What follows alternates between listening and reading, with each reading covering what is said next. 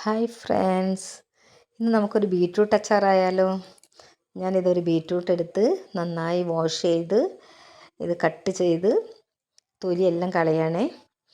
എന്നിട്ട് തൊലിയെല്ലാം കളഞ്ഞതിന് ശേഷം നമുക്കിത് ഗ്രേറ്റ് ചെയ്തെടുക്കണം. ഞാൻ 2 ബീറ്റ്റൂട്ടാണ് എടുത്തത്. ഇപ്പോൾ ഇത് നമുക്ക് ഗ്രേറ്റ് ചെയ്തെടുക്കാം. ഞാൻ ഗ്രേറ്റ് ചെയ്ത് ഫുള്ളായിട്ട് ഗ്രേറ്റ് ചെയ്തെടുത്ത് വെച്ചിട്ടുണ്ട്. ഇനി ഗ്രേറ്റ് ചെയ്യാതെ ചെറിയ കഷ്ണങ്ങളാക്കി ഇടണമെങ്കിൽ അങ്ങനെയും ചെയ്യാം. എനിക്കിപ്പോൾ ഇങ്ങനെ ഉണ്ടാക്കുന്നതാണ് ഇഷ്ടം, അതുകൊണ്ടാണ് ഗ്രേറ്റ് ചെയ്തെടുത്തത്. ഇവിടെ കുട്ടികളെല്ലാം വേഗം തിന്നാൻ അവർക്ക് ഇഷ്ടം ഇങ്ങനെയാണ്. കഷ്ണങ്ങളായാലും അവർക്ക് ഇഷ്ടമല്ല. ഇനി തോരൻ വെക്കുകയാണെങ്കിൽ പോലും കഷ്ണങ്ങൾ ഇഷ്ടമല്ല. ഇനി ഞാനിതാ ഒരു പാൻ അടുപ്പത്ത് വെച്ചിട്ടുണ്ട്. ഇതിലേക്ക് നമുക്ക് കുറച്ച് എണ്ണ ചേർത്ത് കൊടുക്കാം. വെളിച്ചെണ്ണ നിങ്ങൾ ഉപയോഗിക്കുന്ന ഏത് എണ്ണയായാലും കുഴപ്പമില്ല, അത് ചേർത്ത് കൊടുക്കാം. കുറച്ച് കടുക് ഇട്ട് കൊടുക്കാം. നമുക്ക് കടുക് പൊട്ടിയതിന് ശേഷം നമുക്ക് കുറച്ച് ഒരു തുടം ഇഞ്ചി വേണം, ഒരു തുടം വെളുത്തുള്ളി വേണം, പിന്നെ കുറച്ച് പച്ചമുളക് വേണം. പച്ചമുളകിന് പകരം ഞാനിവിടെ കാന്താരി മുളകാണ് ചേർത്തത്. വീട്ടിലുണ്ടായിട്ടുള്ള കാന്താരി മുളക് തന്നെയാണ്. വെളുത്തുള്ളിയൊക്കെ കുറച്ച് മതി കേട്ടോ, ഒരുപാടൊന്നും വേണ്ട. പിന്നെ ആവശ്യത്തിന് കറിവേപ്പില ചേർത്ത് കൊടുക്കാം. വെളുത്തുള്ളി കൂടുതലായി പോയാൽ വെളുത്തുള്ളി അച്ചാറായി പോവും. അതുകൊണ്ട് ഒരു തുടം നമ്മൾ എടുക്കുന്ന ഒരൊറ്റയൊന്നുമില്ല, അത്രയും മതി. അങ്ങനെ ഇഞ്ചി കുറച്ച് കൂടിയാലും കുഴപ്പമില്ല. ഇനി ഇതിലേക്ക് കുറച്ച് നമുക്ക് കായപ്പൊടി ചേർത്ത് കൊടുക്കാം. കായം ഞാൻ വീട്ടിൽ തന്നെ പൊടിച്ച കായപ്പൊടിയാണത്. ഇനി ഇതിലേക്ക് നമുക്ക് ബീറ്റ്റൂട്ട് അരിഞ്ഞു വെച്ച് അതും കൂടി ചേർത്ത് കൊടുത്ത് നന്നായി ഇളക്കി കൊടുക്കാം.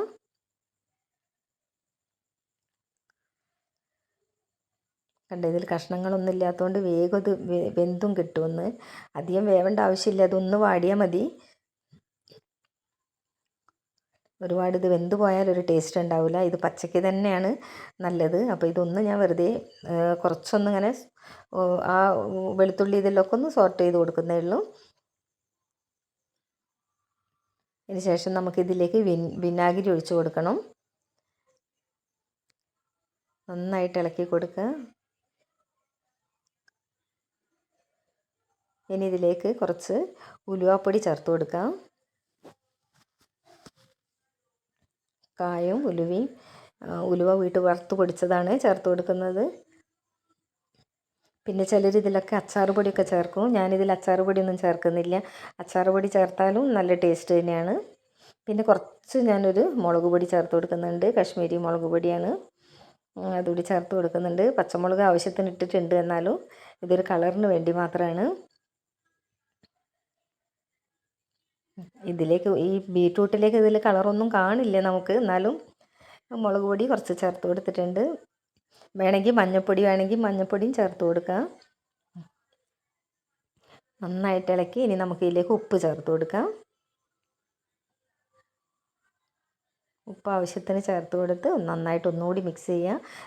ഇത് ഗ്യാസെല്ലാം സ്ലോ ആക്കി വെക്കുക. നമ്മൾ ഹൈ ഫ്ലെയിമിലൊന്നും ഇടേണ്ട ആവശ്യമില്ല, കാരണം ഇത് വേവൊന്നും വേണ്ട നമുക്ക്.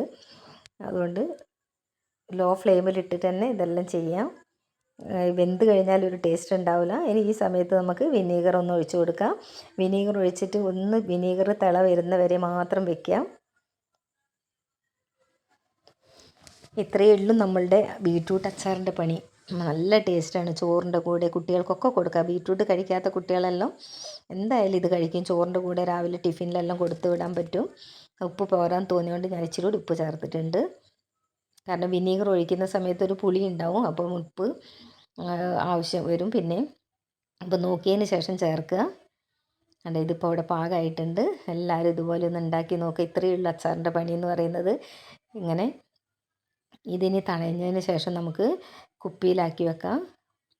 ഇത് വെന്ത് പോയാൽ പിന്നെ ടേസ്റ്റ് ഉണ്ടാവില്ല. അതുകൊണ്ട് വേവുന്ന വരെ വെക്കരുത്. ഒന്ന് തിള വന്നു കഴിഞ്ഞാൽ നമുക്കിത് ഓഫ് ചെയ്യാം. കേട്ടോ, ഇതിപ്പോൾ വിനീഗർ ഒന്ന് തിളയ്ക്കാൻ മാത്രം നിന്നിട്ടുള്ളൂ. അതിന് മുമ്പെല്ലാം ഞാൻ ഗ്യാസ് ലോ ഫ്ലെയിമിൽ ഇട്ടിട്ടാണ് ചെയ്തത്. പിന്നെ വെളുത്തുള്ളിയൊന്നും നമുക്ക് വെന്ത് കിട്ടേണ്ട ആവശ്യമില്ല. ആ അച്ചാറിൽ കിടന്ന് വെളുത്തുള്ളി വിനീഗറും അച്ചാറും പച്ചമുളകിൻ്റെയൊക്കെ ആ ടേസ്റ്റ് ആ വെളുത്തുള്ളിയിലേക്കും കൂടി വരുമ്പോൾ നല്ല ടേസ്റ്റാണ് ഇത് കഴിക്കാനായിട്ട്. ഇതിൻ്റെ ഈ ബീറ്റ്റൂട്ടിൻ്റെ അച്ചാറൊക്കെ ഇവിടെ ഉണ്ടാക്കിയാൽ പെട്ടെന്ന് തീരും.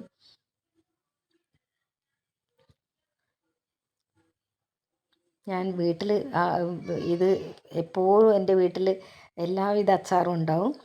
വെളുത്തുള്ളീൻ്റെ അച്ചാർ ഉണ്ടാവലുണ്ട്, ബീറ്റ്റൂട്ടിൻ്റെ അച്ചാറുണ്ടാവും, ക്യാരറ്റിൻ്റെ അച്ചാർ ഉണ്ടാവാറുണ്ട്, മാങ്ങ, അങ്ങനെ എല്ലാ അച്ചാറും ഞാൻ ഒരുവിധ അച്ചാറെല്ലാം ഞാൻ വീട്ടിൽ തന്നെ ഉണ്ടാക്കാറുണ്ട്. അതിപ്പോൾ എല്ലാം റെഡി ആയിട്ടുണ്ട്.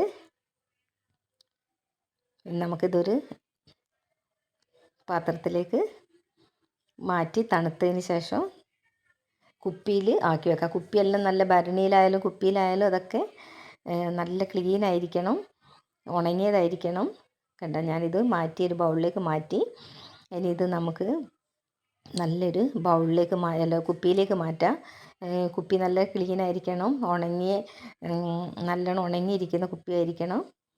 ഞാൻ വലിയൊരു ജാറിനകത്തേക്ക് മാറ്റി. അതിനുശേഷം ഞാൻ ചെറിയൊരു ജാറിൽ ഡെയിലി യൂസിനുള്ളതും കൂടി എടുക്കുന്നുണ്ട്.